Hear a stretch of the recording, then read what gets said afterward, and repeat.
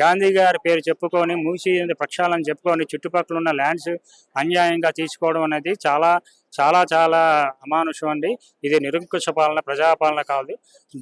దీనివల్ల ఆయనకి ఉరిగేది ఏముండదు. ఆయన పాపం మూట కట్టుకుంటున్నాడు తప్ప ఆయన ఏమి పుణ్యం మూట కట్టుకోవట్లేదు. రేపు ఉదయం మా అందరు ఎవరైతే ఈ విధంగా బాధలు పడుతున్నారో అందరూ ఉసురుకొని తప్పకుండా తగులుతుంది ఎవరైతే దీన్ని ప్రోత్సహిస్తున్నారు.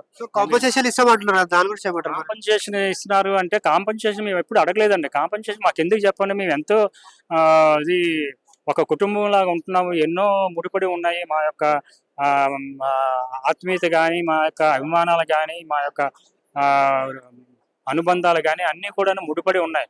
మేము ఎక్కడో నుంచి వచ్చాము, మేమందరం ఒక ఫ్యామిలీలా ఉన్నాం. మేమందరం ఒక ఫ్యామిలీలా ఉన్నప్పుడు మాకు మేమందరం ఏంటంటే ఇక్కడ ఒక ఫ్యామిలీలాగా ఉన్నప్పుడు మాకు తీసుకెళ్ళి ఎక్కడో పడేస్తే మాకు ఎన్ని కోట్లు ఇచ్చినా అవి ఎలాగైతే అవుతాయి చెప్పండి.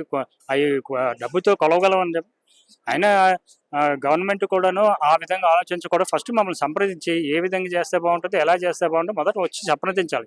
సంప్రదించిన తర్వాత తగు నిర్ణయం తీసుకొని అప్పుడు ముందుకెళ్ళాలి తప్ప ఇలాగ అర్ధాంతరంగా ఇలాగ నిర్ణయాలు తీసుకొని ఒక్కసారి మా మీద పిడుగు పడేటట్టుగా చేయడం అనేది కరెక్ట్ కాదు.